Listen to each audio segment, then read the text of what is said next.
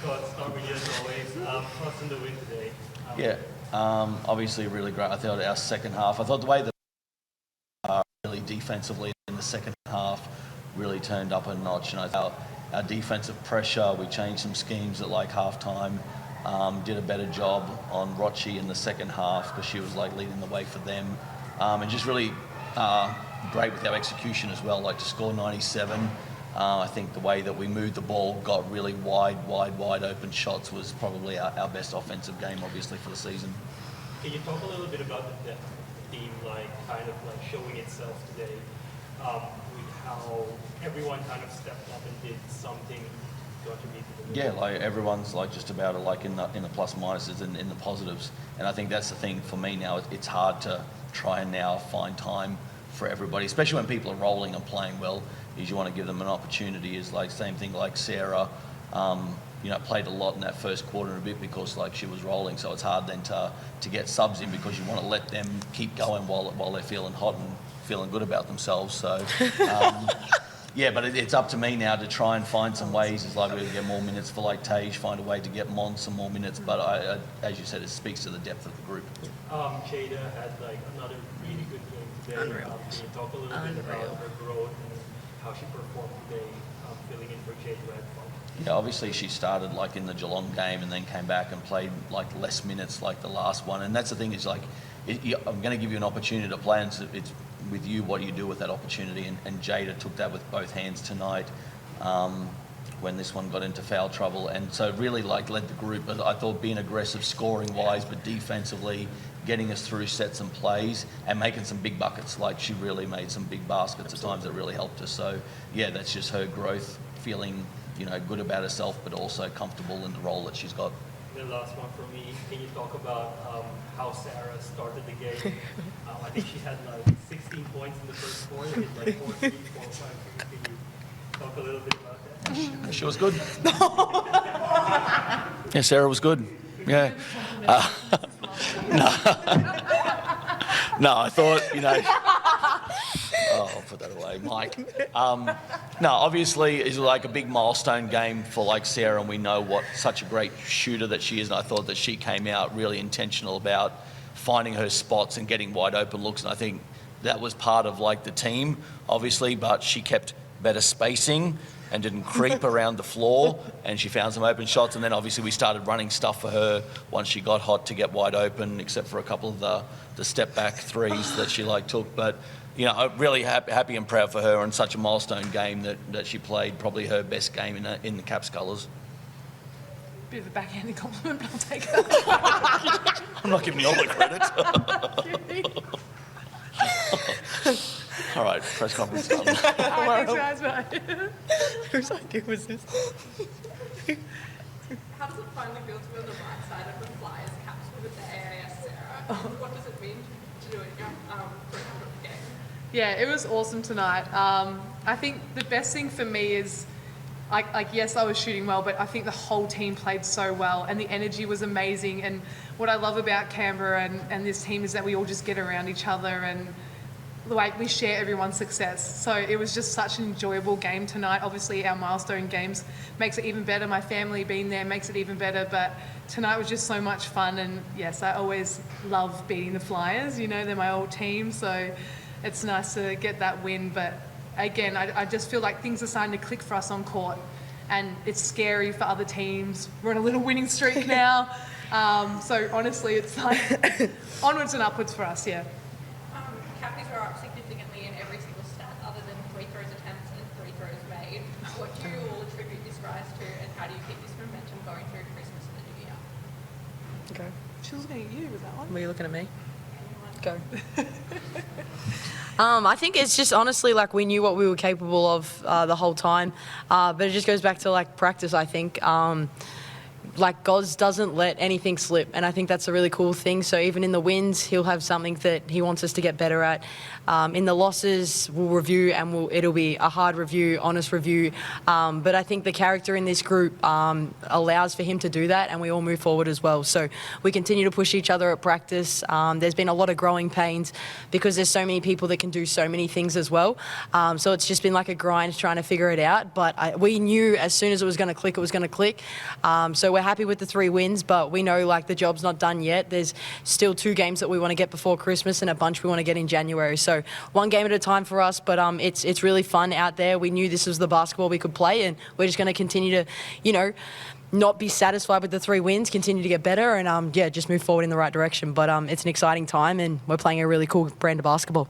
That's a lovely answer. Thank you.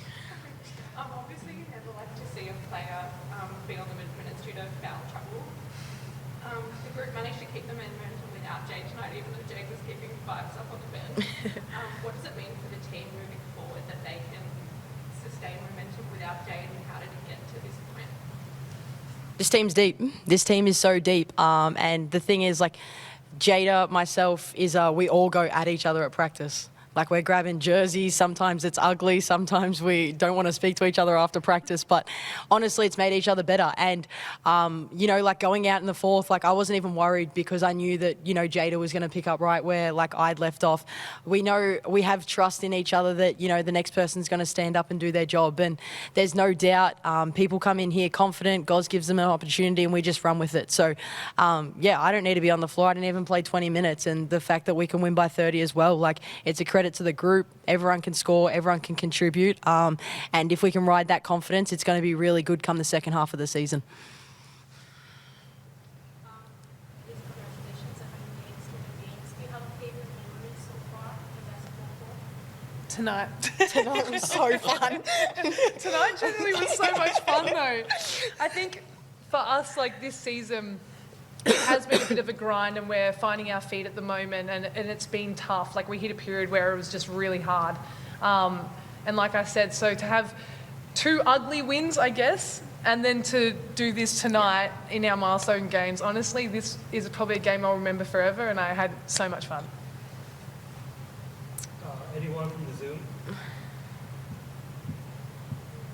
Just one for me, just one for you, Sarah. I mean, 300 is such an incredible milestone. Were there times when you think you thought you'd be stuck in the 200s forever, when you're sort of lying in hospital at various times and, you rehab process? Did you think that this milestone would never happen? Yes, I probably never thought I'd get to 300 games. I wanted to retire at 30 years old. There was probably 3 different occasions during my 20s where I wanted to quit. I like to think I've handled a lot of adversity, not just with injury, but with a whole lot of other things too. So yes, I'm very proud of myself for getting to 300. I never thought I could do it. I definitely don't want to go after Kelly Wilson's record though, that's for sure. That's, what is she, 470? Yeah, probably not.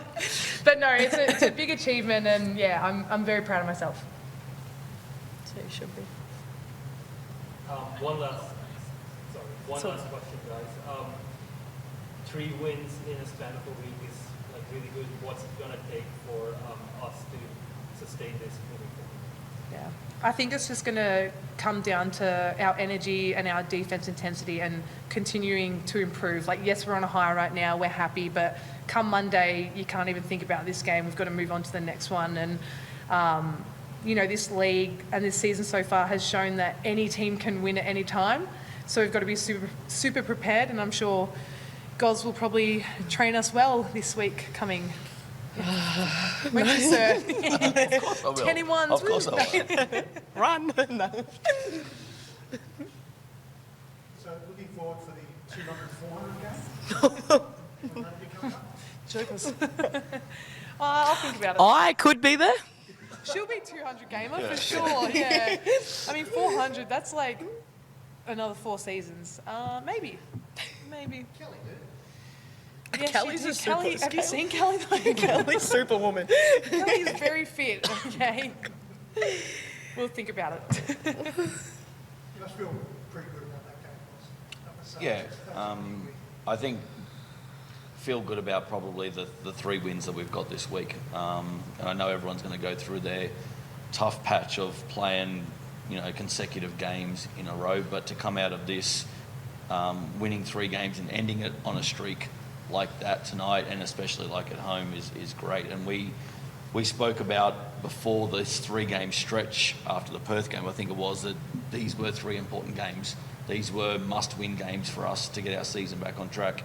And I think that we've really taken that to heart with our practice, our preparation, but also like our toughness. There was a part of being tough about coming back from Geelong, landing, coming straight here, doing a walkthrough, play the next night, have a day off, get ready, play the next night again. And I think that full credit to the girls for staying tough and like locked in, because we don't offer excuses. It's just we got to get on. As we said, like, no one feels sorry for us playing 3 games in 6 days. Every team's got to do it, and I think that's part of the mantra that we've had about just moving on. And I think tonight we played some of our best basketball.